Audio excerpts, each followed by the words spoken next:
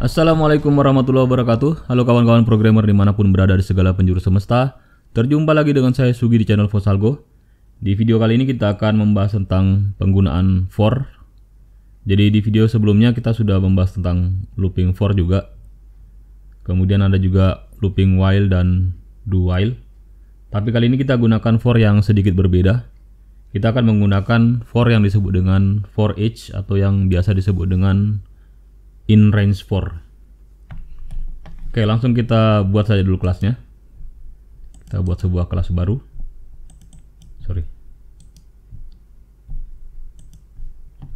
Latihan in range for. Jadi for yang ini digunakan khusus pada collection data ya.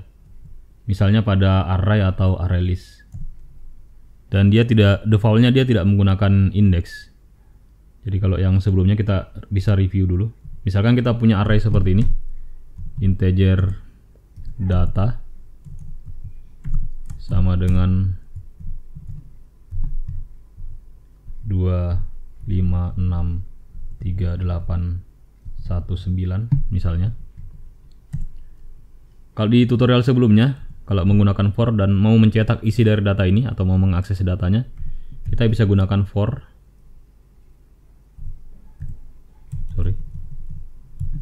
Kita buat main dulu.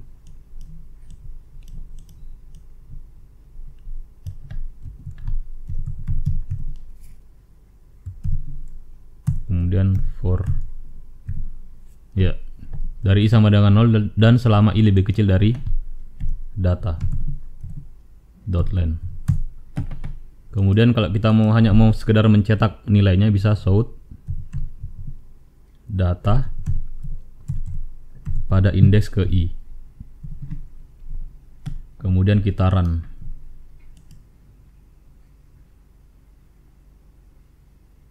Ya, ini hasilnya. Ini kalau kita menggunakan for yang standar ya. Ya, ada lagi for yang disebut dengan in range for atau for each ya. Ini saya jadikan komentar dulu supaya teman-teman bisa lihat. Ini disebut dengan in range for atau biasa disebut juga dengan for each ya. Perulangan for each.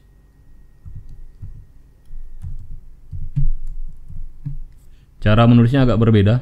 Jadi kita tulis for, kemudian kita buatkan variabel untuk menyimpan nilai elemennya ini. Jadi kalau dia tipenya integer, kita buat juga int di sini. Misalnya kita sebut variabelnya a. Kemudian kita tuliskan titik 2, kemudian nama data collectionnya, misalnya array atau array list ya. Jadi kita tuliskan data seperti ini. Nanti dia akan menelusuri satu-satu elemen-elemennya ini. Jadi mulai dari elemen yang pertama, data 0, data 1, data 2 sampai data terakhir. Dan kalau kita mau cetak ini, kita bisa shout, kemudian langsung tuliskan nama variabelnya ini tadi. Variabel elemennya ya. Kita tuliskan di situ a. Jadi tidak perlu pakai indeks lagi. Jadi kita sebutkan variabel a-nya ini. Dan hasilnya sama ya. Hasilnya sama. Dan dia defaultnya tidak ada indeksnya.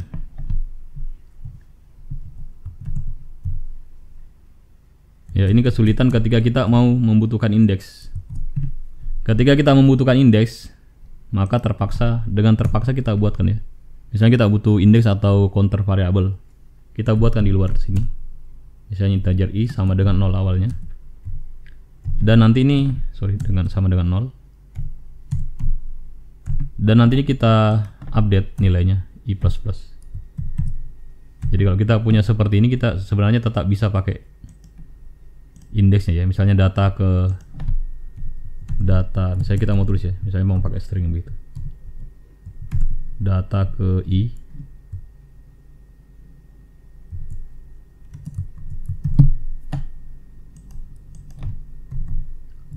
misalnya saya membuatkan dekorasi. Data pertama, data kedua, data ke i ya. Data ke i sama dengan a begitu. Jadi nanti dia cetak indeksnya dan datanya. Ya, data ke 0 adalah 2, data ke 1 5. Jadi sesuai yang ada di sini ya. 256.319. Jadi ini cara penulisan menggunakan for each atau in range for. Dia tidak menggunakan indeks. Tapi kalau terpaksa kita tetap butuh indeks ya kita buatkan. Tapi biasanya kalau kita butuh indeks lebih cocok atau lebih bagus kalau kita pakai for yang standar. Selain digunakan pada array, for each ini juga bisa digunakan pada array list ya. Coba kita gunakan pada array list atau data collection yang lain. Saya belum pernah coba di linked list, tapi teman-teman bisa coba sendiri. Seharusnya bisa pada array list atau vector atau stack dan queue ya. Coba kita coba pada array list. Latihan in range for pada array list.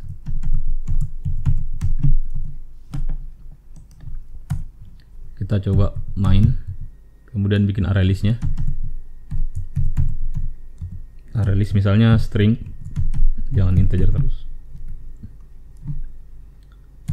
Misalnya saya beri nama mylist sama dengan new array list. Kalau misalnya teman-teman tidak otomatis terimpor, bisa diimpor manual ya ininya, array listnya. Kemudian saya add dulu mylist, add, misalkan saya add papaya. Saya butuh berapa data, saya copy saja ini papaya. Nanti saya rubah nilainya di dalam. Mangga, pisang,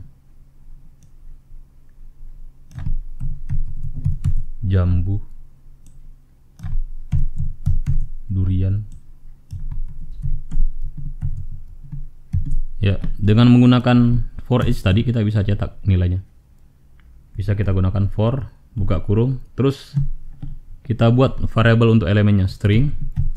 Misalnya saya beri nama s lagi. Titik 2, pakai titik 2, mylist, nama listnya seperti ini. Kemudian jika ingin saya cetak maka saya shout lagi, system out print s. Kalau saya run ini, maka dia akan mencetak nilai dari buah-buah yang ada di dalam list. Jadi dia juga bisa digunakan selain pada array, kita bisa gunakan pada array list.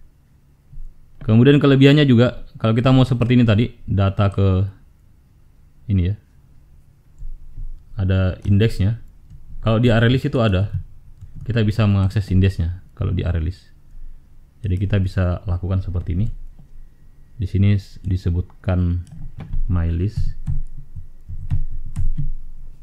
Kemudian ini indeksnya diganti dengan cara memanggil indeks dari mylist ya.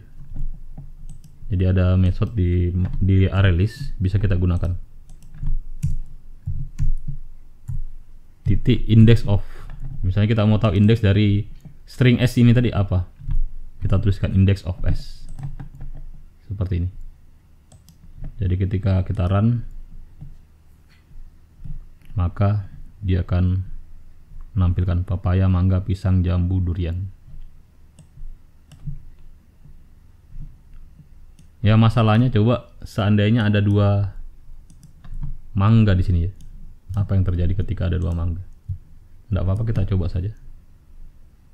Ada 2 mangga ya. Kalau ini kan buahnya unik, jadi indeksnya aman. 0, 1, 2, 3, 4. Kalau ada 2 mangga,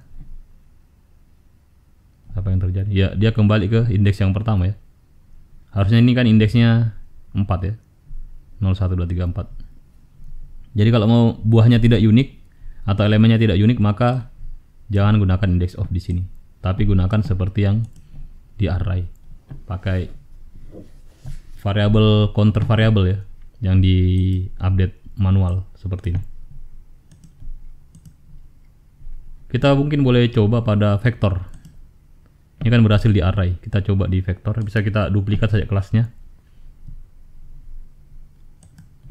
Mungkin bisa di copy paste kelasnya saja. Saya ganti dengan pada vektor. Karena perilaku array dan vektor mirip, jadi saya cukup ganti kelasnya. Terus saya ganti ini jadi vektor. Yang ini juga saya ganti jadi vektor.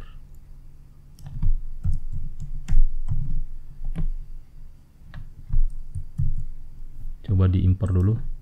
Kalau di Intelis ID dia bisa alternatif enter ya. Terus import kelas, import Java util vector. Seperti ini. Coba kita run. Dan hasilnya sama. Coba lagi jangan puas sampai di sini. Kita copy lagi dan kita coba pada struktur data collection yang lain, misalnya linked list. Karena sama-sama punya metode add ya. Jadi sepertinya seharusnya tidak perlu saya rubah yang di bawah. Cukup saya ganti di sini linked list.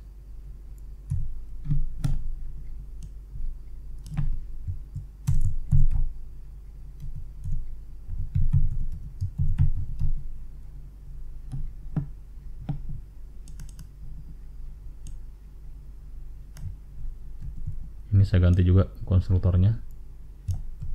Linked list. Coba saya run. Ya, ternyata bisa juga. Tapi ini bermasalah tadi di sini ya, di index of. Makanya teman-teman boleh ganti ini dengan cara yang kita pakai di array tadi. Yang kita gunakan di array. Ya, pakai counter variabel yang manual ya, diupdate secara manual. Kita sudah berhasil coba ini di array list, di vector, kemudian di linked list. Sekarang kita coba lagi mungkin bisa kita coba di stack ya. Kita coba di stack, pakai stack di sini. Kalau berhasil di vector, harusnya di stack juga bisa.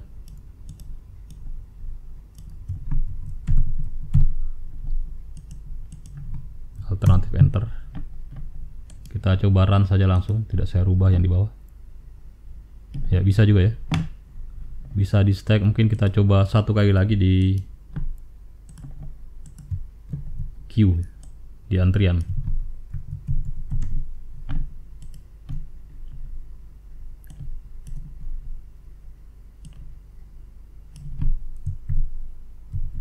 Jadi queue ini adalah interface, dibuatnya tidak pakai new queue tapi new linked list.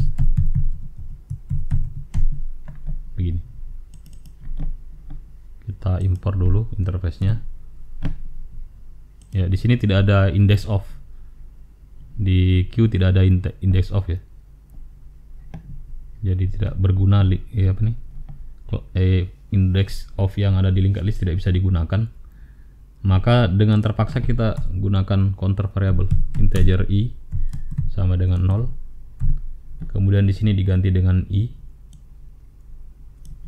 Kemudian nanti jangan lupa i-nya diupdate. Titik koma. Ketika di run, ya seperti ini. Jadi saya kira teman-teman bisa coba lagi lebih dalam. Mungkin pada struktur data yang lain, struktur data yang teman-teman buat sendiri. Kemudian ini juga sebenarnya bisa dioperasikan ya di dalamnya. Ketika variabelnya ditangkap bukan hanya dicetak, tapi bisa dioperasikan juga. Seperti ini kan saya sambung seringnya dengan konkatenasi ya, dengan menggunakan tanda plus. Untuk bilangan integer juga harusnya bisa. Ini bisa misalnya saya mau a-nya dikali dengan 12 misalnya. Jadi ini bukan nilai asli yang ada di array, tapi dikali 12. Itu bisa ya. Jadi sisa teman-teman kondisikan saja sesuai dengan kebutuhan. Saya kira tutorial tentang penggunaan in range for atau yang lebih sering kita kenal dengan for each saya cukupkan sampai di sini dulu. Kalau teman-teman punya pertanyaan dan saran boleh dituliskan di kolom komentar.